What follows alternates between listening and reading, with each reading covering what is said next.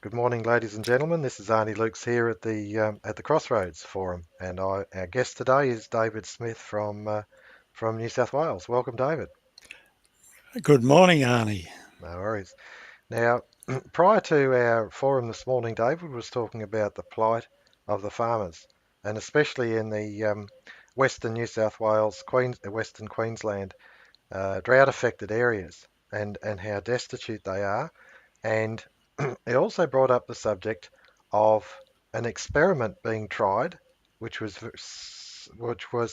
summarily cancelled with the new government, but an experiment that was tried in Canada, and it's called the Basic Income Movement. And the basic income. And I'm just going to cut across to a screen here just to give us a bit of understanding. Now, this image there is on our Bright Eon video channel, and it depicts Professor Oliver Haydorn addressing the forum in regard to the basic income movement and the social credit alternative. And that social credit alternative is where new credits are issued debt free, whereas the basic income movement is about using the existing taxation basis in order to distribute and protect a basic income, a minimum income that's not a dole, but it's an inherent right. And the fact is, if you continue to tax people, and because of automation, industrialization, automation, advanced control, robotics, we've got to the stage where less and less people are working. And we also have the stage in Australia which compounds it, and that is with I think it's the Lima Declaration, the Lima Agreement, is where our industry has been progressively shut down over the last 30 years. Now, that progressive industry shutdown, I'll just remind you of some of these industries that were paramount to Australia being an independent and self-reliant nation. I named the Whyalla shipyards. I believe that was shut down under Fraser. The Whyalla Steelworks is just absolutely decimated. The Newcastle Steelworks, the shipyards, the Holden's manufacturing, the Holden vehicle, the Ford's manufacturing, Toyota, the white goods, Kelvinator.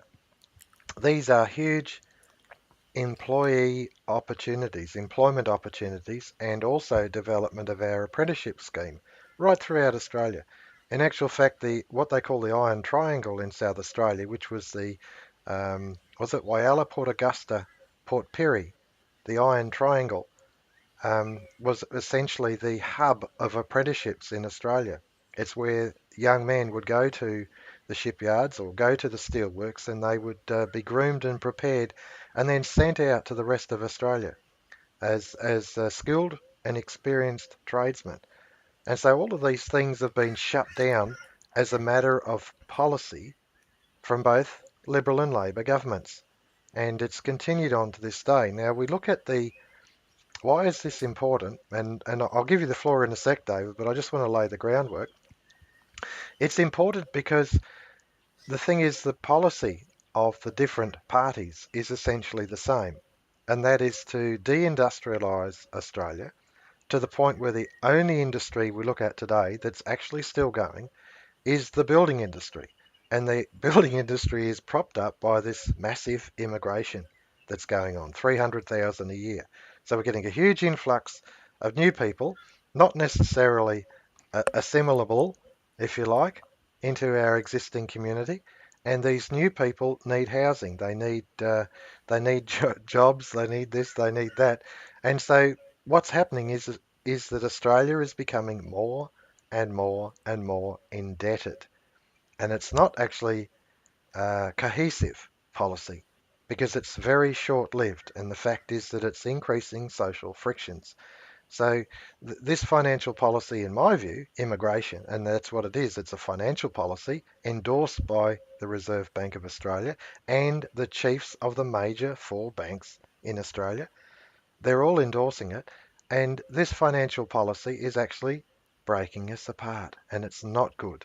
Now, when we look at the likes of the farmers, compounding on top of the existing problems is this rural decline, this industrial decline in rural Australia.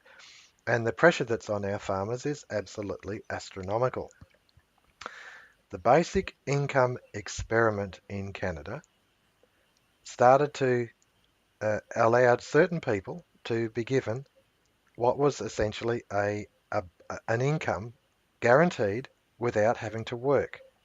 And the concept is interesting because in this age of automation and robotics, we have to get to a point where people don't have jobs. They're dodgy jobs that says, okay, we'll send you to Kununurra or something like that, picking fruit or vegetables because it's difficult to get labour up there.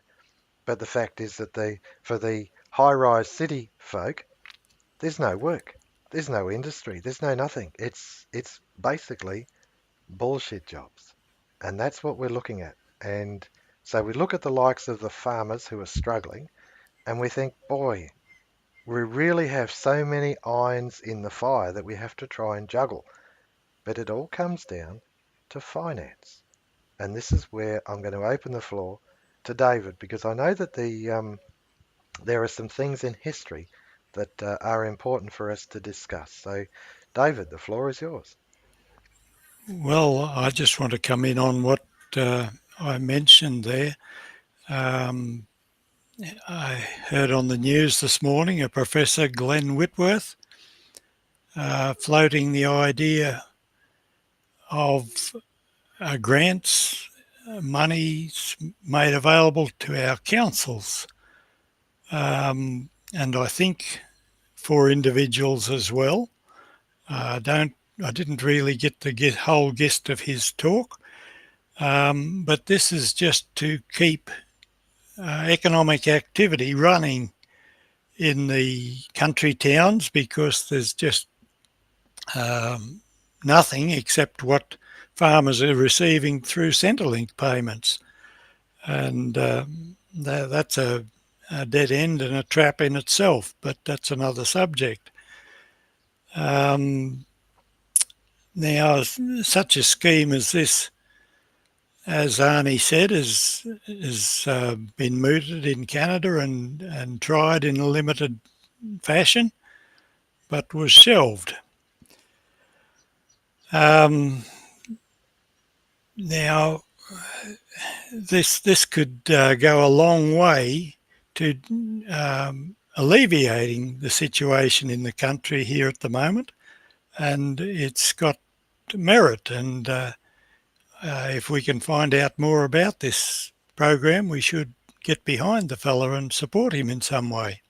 I like the idea of the proposal, David, and I'm just going to bring up a bit of history here because I've got it in front of us. And this is the what's called the Yarra Glen report, and it's essentially about solving local government financial problems. And it's an interesting report. It's on the League website in our library, and essentially, in summary, it goes down to the fact that historically the Reserve Bank of Australia has the capacity under the original charter of the Commonwealth Bank of Australia has the capacity to issue new credits. And the fact is that when we look at a statement like the Bank of England in this quarterly report 2014, and it says every new loan, listen carefully, folks, listen carefully. Every new loan is the creation of new credits.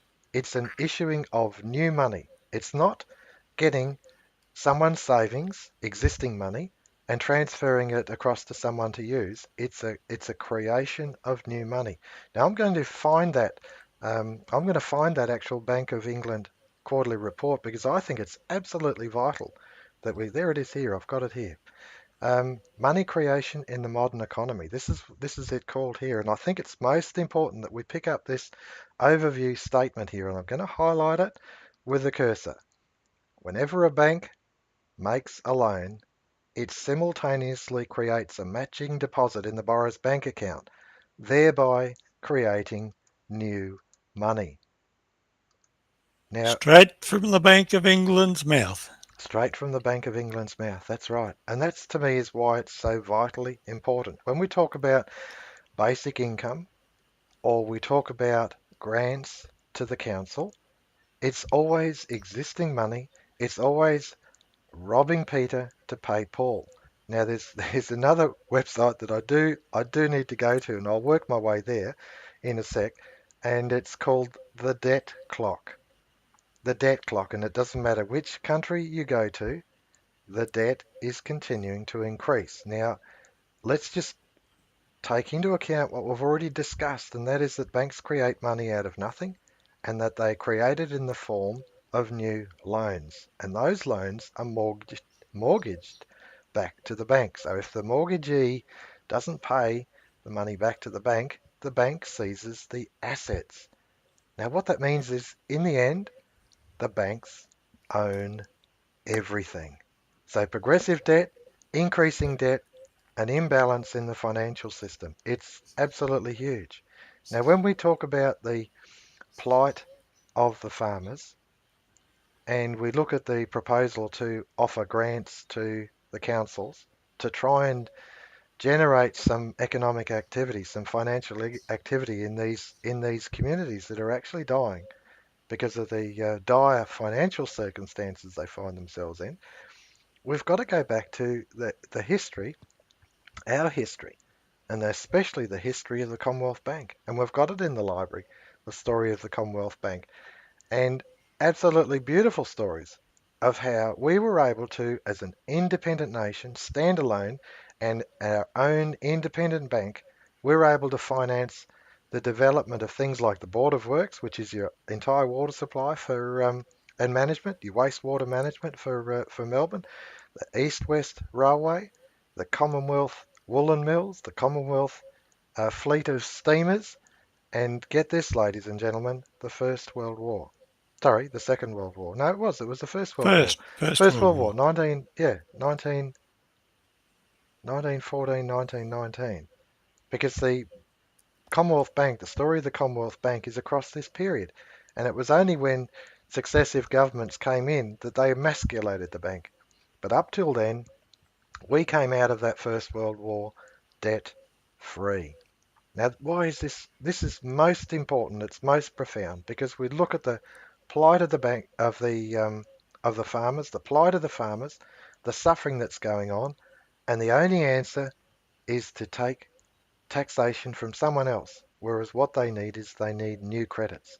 They need new credits so that they can restore the fertility of the soil. They can restore the infrastructure that they need in order to continue farming, and they need to restore the communities that are just vaporizing. They're just melting as we watch, and that's what this proposal of the grants is attempting to cut off, is to attempting to stop it before it bolts through the gate. Your thoughts, David? Yeah, I don't know. You've just about covered everything there. Uh, um, just to tell a little bit of my story, I suppose, seeing as I'm pretty well unknown, I've just recently retired off a farm and we closed our timber milling um, Yep.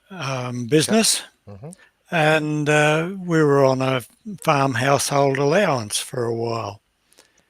Well, just earlier this year, Centrelink came back on us and said we owed them a certain amount of money because we'd been overpaid. Our because we've had an accountant do all our work, and we put it straight back to him and said, "Would you look at this for us? I don't know whether you'll get anything out of Centrelink to cover your time, but there's no way I can look at it and say whether they're right or wrong. But they're claiming this amount of money Hmm. was only a couple of $1,000s, but that's still a lot to us." Hmm. Um, and he looked at it and said, "Yes, they've put the wrong figures in, got the wrong figures out." Hmm. So Centrelink had to backtrack on it.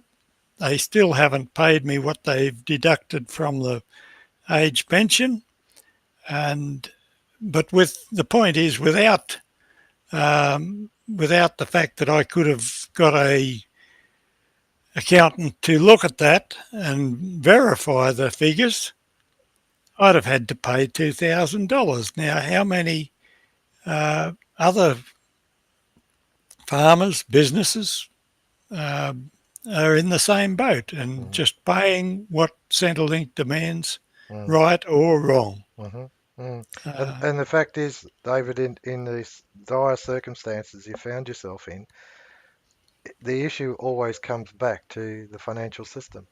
it does. It always comes back to the fact that the our governments are so indebted, and so they've got to squeeze harder and harder and harder, and that's the pressure that's on them. And it's simply because they have handed our financial sovereignty across to private banks. Now I'm going to bring up this debt clock because that's what I went hunting for, and I'm just going to bring it up there. And if you have a look, you'll see the different countries, the levels of debt. None of the numbers are going down. None of them. And here we go. We've got Australia in the mid screen now, and we look at it 56% public debt to the GDP, 56%. But our external debt to GDP, 124.49. I mean, these numbers are huge.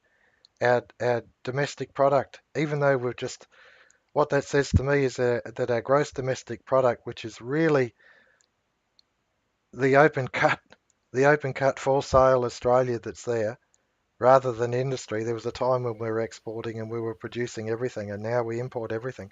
You've only got to look at the cars that are on the road, the products that you buy, everything. I'm from a building family. Most of the things we buy, made in China, made in China, made somewhere else. All our industry's gone overseas. And Everything that we used to produce here. everything. When we came out of the Second World War, ladies and gentlemen, we even had our own aircraft industry. Multi-axle trucks we produced here, international trucks we produced. We had cars, we had everything. We were a powerhouse, and our successive governments have emasculated us as they emasculated the Commonwealth Bank in the 1920s. And the only way back out of this for our farmers, for our communities, is for us to regain our financial sovereignty. It's almost like, if I was going to describe it to illustrate what I see finance as, I would say that there are three things to consider. The first thing is fairy dust, fairy dust, fairy dust, fairy dust. Then witch doctors. You can call them economists. I call them witch doctors. And then finally, debt finance. The three things are the same things. They're all sleight of hand. They're all wool over your eyes, all images. But in reality, we have the raw materials, we have the know-how, we have good, solid, deep thinking Australian people. We have a cultural inheritance that is second to none. Our Christian constitution is before us. Decentralisation of power. We have everything. We are a country of abundance. And yet, fairy dust, witch doctors, and debt finance. And those witch doctors, you look at your politician. If they're not witch doctors, I don't know what are. They're all this array of varying witch doctors, none of them doing us any good. Everything you try and do, everything they promise you, they lie. They open their mouth and they lie. They promise you something, and in the end, and you look at the disarray that America is in at the moment. Totally polarized, completely polarized and fragmented. One side against the other, beating each other to the point of what they're doing is they're offering, in the end, a dictatorship, a political dictatorship. That's what they're offering. Either the Democrats or the Republicans will get up as a dictator in the end. And we're heading down the same road. And the only way out of this is for the individual to accept responsibility, to fight for the things that are important. And the first thing is control of our own banking system. That's the first thing that we've got to look at. And nothing will happen until the individual says, well, politicians, you've done us no good. Witch doctors, you've done us no good. It's all baloney. We have to get our financial system back in order so that the communities like our farmers, we can experiment with basic income on the basis of issue of new credit, not continued progressive taxation, but new credits. Don't tell me we can't do it. We've got a wonderful history of how we can do it. And that story of the Commonwealth Bank is there. It's there for us all. David, I've really enjoyed this morning with you. Thank you very much for coming in and for touching on such a vital subject as the plight of our farmers and the pressure that's on all levels of government, including local government. All levels of government, so much pressure because we've handed our financial sovereignty over to fairy dust. This is Arnie Luks and David Smith at the Crossroads. Thank you, David. Thank you, Arnie, and good morning, folks.